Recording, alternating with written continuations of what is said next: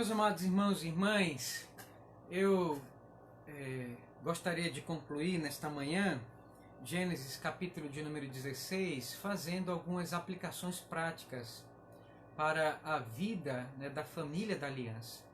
E uma das primeiras aplicações práticas é que nós devemos aprender, irmãos, à luz de Gênesis 16, como resolver problemas insolúveis.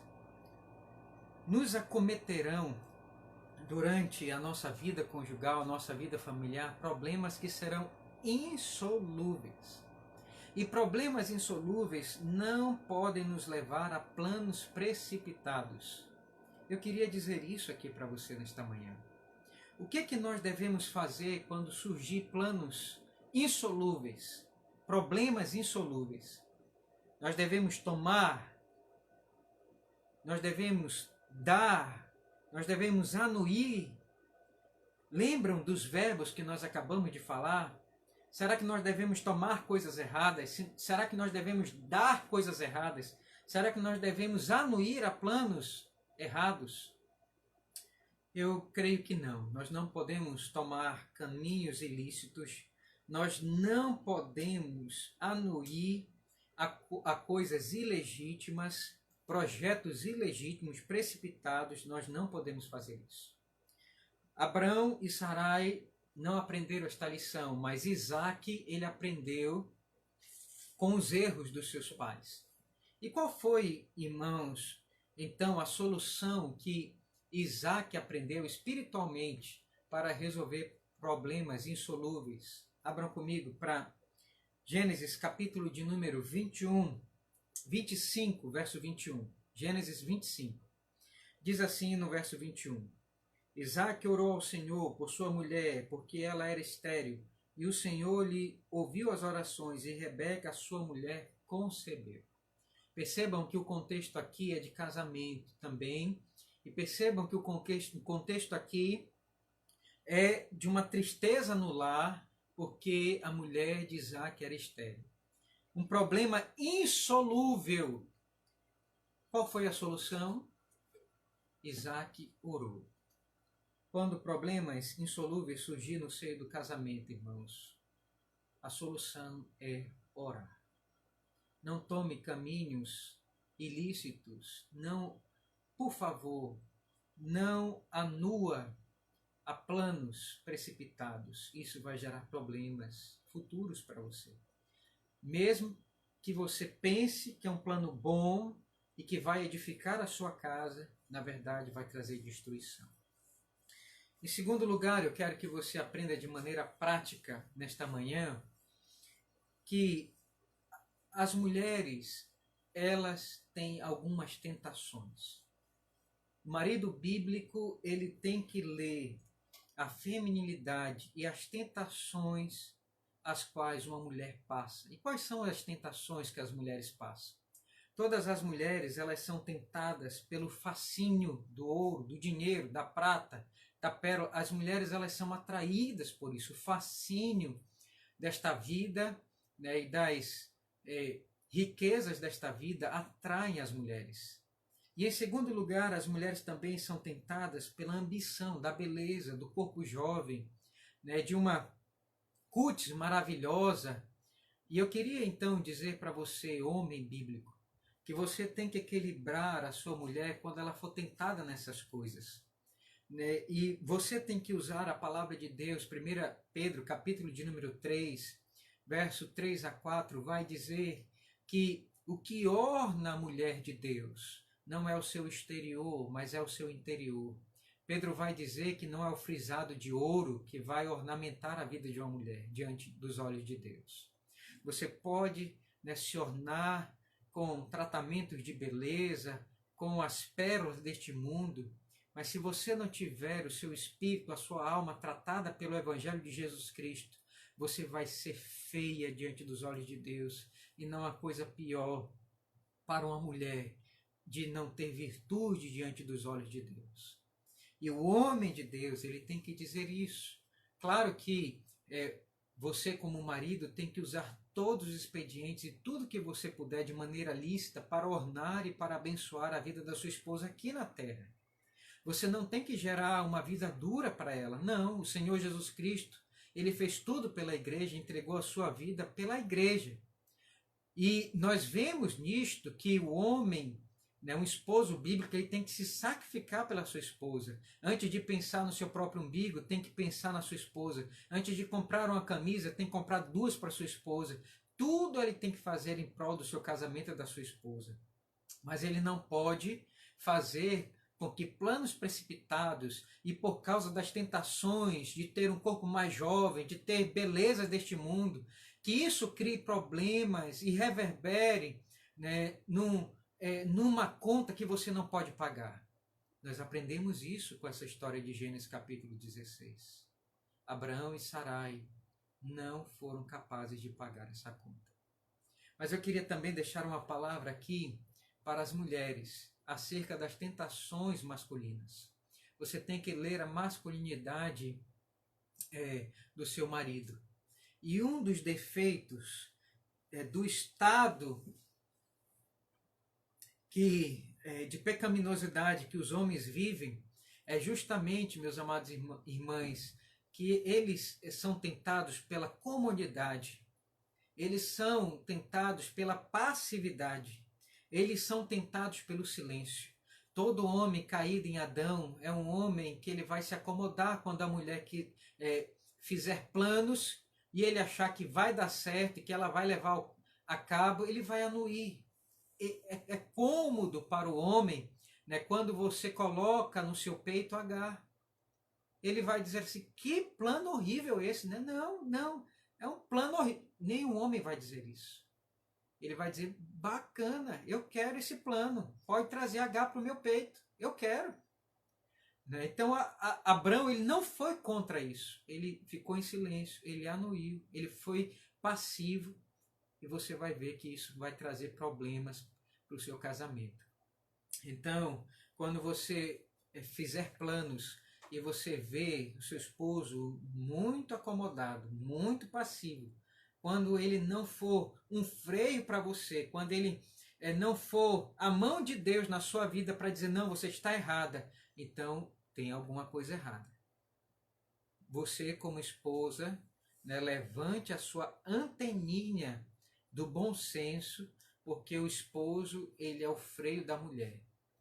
Então, quando o seu marido estiver muito acomodado, muito passivo, então é hora de você tratar com ele e mostrar para ele que o papel do homem é ser freio para a esposa, é ser esteio da casa. Ele tem que exercer a sua masculinidade, tem que falar e tem que ter a última palavra, né? Porque no final de todas as contas, quem vai ser responsável e ser responsabilizado por Deus pelas atitudes sua como esposa é o próprio marido.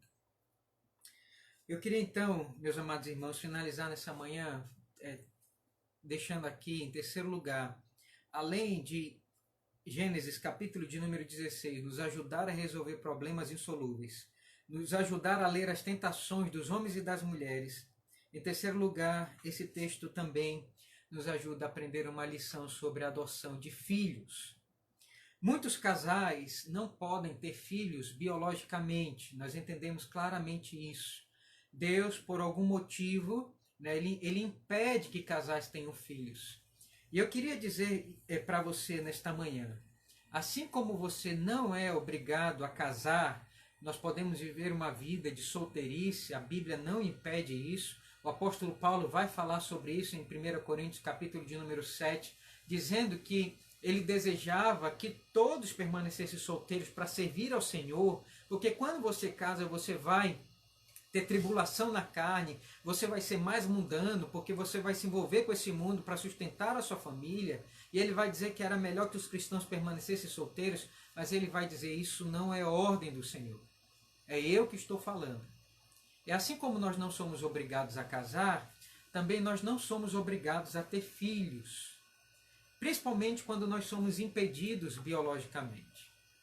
Então, uma das atitudes bíblicas que nós apontamos como positiva para um casal que quer ter filhos é a adoção. Esse ato é um ato de amor, é um sentimento bíblico, porque há uma teologia da adoção em todas as escrituras. E nós temos que perceber isso. Moisés, ele foi adotado lá no livro de Êxodo pela princesa, né, de Faraó. Você vai perceber isso lá em Êxodo capítulo 1, verso 15 a 22. E Esther, no Antigo Testamento, foi adotada também pelo seu tio, né, Mordecai. Você vai ver isso lá em Esther capítulo 2, verso 7. E nós vamos perceber, meus amados irmãos, que até mesmo o Senhor Jesus Cristo ele foi adotado por José. Ele não era filho de José, ele foi gerado no ventre, né, de Maria pelo próprio Deus. E José o adotou como filho, o educou, né? E nós vamos perceber nas epístolas, você vai ver isso, né, que o apóstolo Paulo vai escrever em Efésios capítulo de número 1, verso 5, que o Senhor Jesus Cristo ele morreu para que nós recebêssemos a adoção de filhos. Todos nós éramos filhos da ira. Capítulo de número 2 de Efésios, verso de número 3 vai dizer isso. E nós fomos adotados por Deus, na família de Deus. Então percebam que há uma teologia sobre adoção. Nós também fomos adotados como filhos de Deus. Nós não éramos filhos de Deus. E todos nós que queremos como casal ter filhos, também é um meio legítimo adotar filhos. É um sentimento legítimo, bíblico, e você pode fazer isso. Como também você pode não querer isto. Também não é errado. E filhos, meus amados irmãos, eles são sempre bênção para a vida de um casal. Eles são herança, eles são galadão. E tem muitos casais que estão muito satisfeitos por exercerem, né, essa teologia da adoção na sua vida. Até mesmo casais que tiveram filhos biológicos, eles também adotaram, porque eles entendem, né, que assim como Deus nos adotou e nos livrou de viver uma vida solitária, abandonados neste mundo, então casais se compadecem de crianças que estão abandonadas pelas suas famílias e entendem, né, que esse amor que Deus coloca no nosso coração por uma família e por o cuidado familiar, isso também nos leva então a trazer filhos que são órfãos, que estão abandonados, porque a palavra de Deus diz que é lícito cuidar dos órfãos e das viúvas. E aí então, meus amados irmãos, casais, mesmo tendo filhos biológicos, adotam, né, para que não haja órfãos. E esses pais, então, eles vão cuidar dessas crianças no caminho do Evangelho, né, cumprindo então a doutrina da adoção na sua vida. Mas se você é um casal cristão que não quer ter filhos, então, em obediência à doutrina da adoção, adote filhos espirituais, crianças que você pode orar com elas, que você pode ajudar a investir na vida espiritual delas, que você pode pregar o evangelho para elas, que você pode levar elas para a igreja. Então eu queria dizer para que você cumpra essa doutrina da adoção, que você faça isso, né, com filhos que não são seus, mas que podem ser filhos espirituais, e você pode adotá-los e cuidar deles, né, levando eles a Cristo. Porque o Senhor Jesus vai dizer, né, trazei a mim todas as criancinhas e não impeçam elas de vir a mim. Então você, como um pai espiritual, uma mãe espiritual, você pode então conduzir essas crianças que estão órfãs de Cristo, que os seus pais não levam elas para a igreja. Você também pode, pela graça de Deus, levá-las, né, ao Evangelho e se tornar pais e mães adotivos espiritualmente. Que Deus nos abençoe pelo capítulo de número 16 de Gênesis, que Ele nos ajude a ter uma visão completamente diferente de mundo, uma visão completamente diferente de casal, de casamento. Que o Senhor nos ajude também a ter uma visão completamente diferente, né, de adoção de filhos. Que Deus nos abençoe e nos sustente pela fé. Em nome de Jesus. Amém. Obrigado, Senhor, por essa manhã. Obrigado pelas lições preciosas que recebemos deste capítulo, Senhor, 16 de Gênesis. Que o Senhor melhore o nosso casamento. Que o Senhor também nos ajude a cuidar, ó Deus do céu, de crianças, Senhor, que são órfãos. E que o Senhor nos ajude, por favor, Senhor, por favor, a ter um coração sempre agradecido, porque o Senhor nos adotou em Cristo Jesus. Essa é a nossa oração, a nossa gratidão. Em nome de Jesus. Amém. Bom almoço a todos, amados irmãos, e até às 18h30, se Deus assim nos permitir, para a nossa devoção vespertina. Deus abençoe a todos.